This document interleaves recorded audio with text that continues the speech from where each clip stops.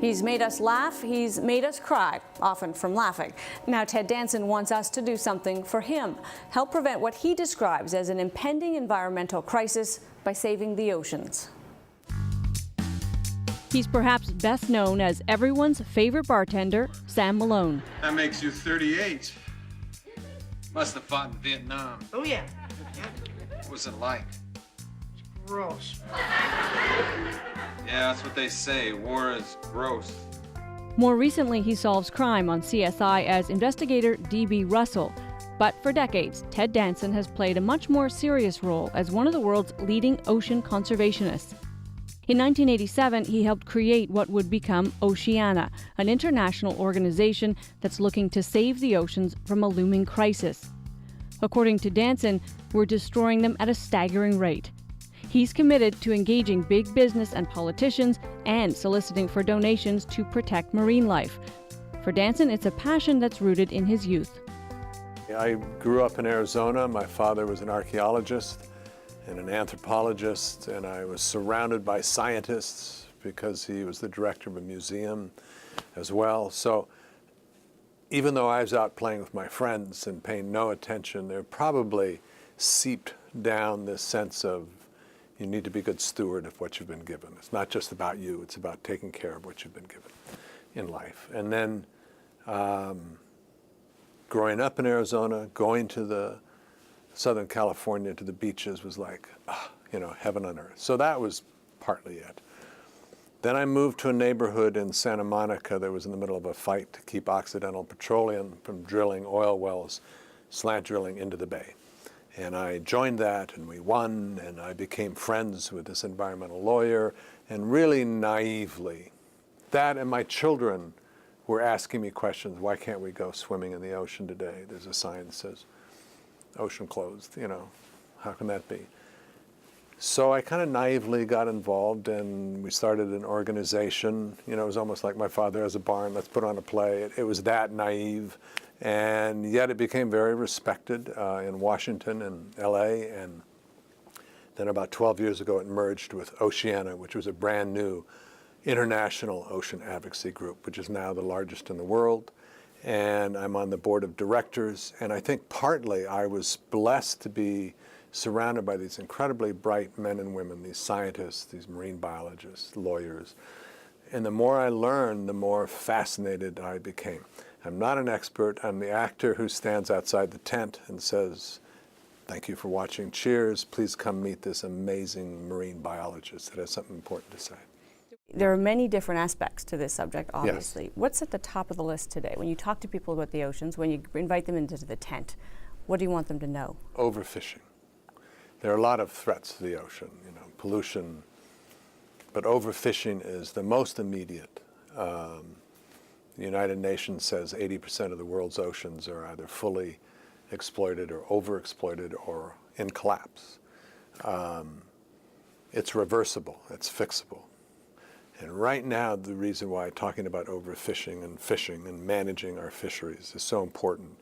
We're, 7 billion people now, going to 9, 10 billion, by 2050.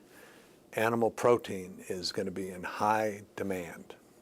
When you move from, poverty to the middle class, India, Brazil, or wherever you are, China, the first thing you want is animal protein. We're having trouble feeding the planet now. There's a huge stress on land animals and forests because we keep cutting things down to grow something, to feed something, to make that animal protein. We use a huge amount of fresh water to do that. So you have the perfect protein in fish. No fresh water, no cutting down rainforests, and it's healthy for you by and large. Now, if you were to manage your oceans efficiently, you could go from about 5.5 million, if you could quantify it this way, 5.5 million fish meals a day to 1 billion fish meals a day forever. That's huge. Now you're talking about world hunger, feeding the planet. You're not just talking about saving fish, which puts people to sleep immediately, that conversation. Who are the forces? What are the forces stand between you and that goal? Who doesn't want that as an outcome? Well, greed or lack of science-based decisions. But by and large, fishermen are discovering, I mean, since 1987-ish, this is from one of your Canadian brilliant scientists, Dr. Daniel Pauly did a study. Since the mid-'80s, fish catch worldwide has gone down. For the first time in history, more and more boats going out, bringing back fewer and fewer fish. So fishermen are aware of this. Canada is aware of it. You've gone from being the fourth largest, world catch, landed world catch every year to now about 16th. So, and we had all the collapsing of the fisheries in the 80s. So it's not an environmentalist, liberal-ish kind of feel-good, discussion. This is about business. It's about being effective. It's about managing a resource that, when done correctly, when you use science to tell you how much you can take out, when you stop bottom trawling and destroying the habitat, and when you stop throwing away 1/3 of what you catch because it's not the fish you were after, it's just good sense. It's good business. It's an easy argument to win, especially when you throw in the topic of feeding the world, because now that's huge. You care about land animals, you care about forests, save the oceans. One of the threats to the ocean, of course, is climate change. Huge. Are you becoming more and more kind of engaged on that issue as well? Yes, I'm by no means a climate change, expert, but I can talk about what it's done to the ocean. Mm-hmm. And that's real. That's fact, that's science. That's not, it's cyclical. It's, you can't go poo-poo to ocean acidification, which is what's happening. So you burn a lot of fossil fuels, and you can see from the Industrial Revolution on, it's just a fact that we're putting way more carbon dioxide into our oceans. They absorb it. They've been doing it forever. But now it's gotten to the point where they can't absorb any more without changing the pH balance. So the oceans are getting just a little bit more acid. So the calcium carbonate that little critters make to make their shells to survive, if that can't bind together, you've attacked the bottom of the food chain while you're overfishing the top of the food chain. So it's not being an alarmist to think you could squeeze the life out of the oceans if you don't start managing the fisheries at a very science-based, smart level. So when we talk about sort of reducing carbon output, all the rest of it, that's right up Yes. your alleyway. Yeah, but Oceana is very specific about what they take on, because we want to be effective, not just educate or feel good about things. We say, this is something that's threatening our oceans. We can do something about it. Give us 5 to 7 years, hold us responsible. So there are other people that can go after coal mines and oil. We're very against offshore oil drilling. Clearly, sorry, 100%. And that's about oceans. That's about spills and ruining fisheries. Climate change is a huge conversation. We try to stick to oceans and the impact that it's having on oceans, because we feel that's where our expertise lies.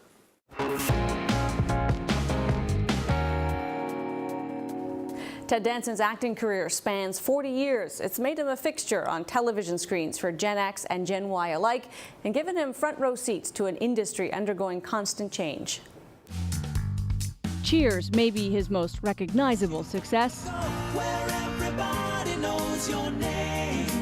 But since then, Ted Danson has been ubiquitous in both television and film as both actor and producer. Whether it's dishing out Georgisms on HBO's Bored to Death. Do you think we drink too much? Men face reality, women don't. That's why men need to drink. Or portraying a corrupt billionaire with a crisis of conscience. Because I'm the most hated man in America. And you're being nice to me. He's earned star status as a prolific actor. Although that draws around-the-clock media attention, Danson knew it could also be used as a force for good. Was there a moment when you realized that that's the trade-off? The trade-off for having people in the bushes outside the restaurant is you get to actually stand for something that you care about. I think that was part of it. I think during the Cheers years, I realized, they're paying me a lot of money. I need to be responsible. I think there was a little bit of as soon as you make money, people ask you for checks from, you'd get 15 really responsible, good requests for money a week. And part of me thought, if I focused all of my energy in one area, I probably would have more fun and satisfaction out of learning and growing with the subject.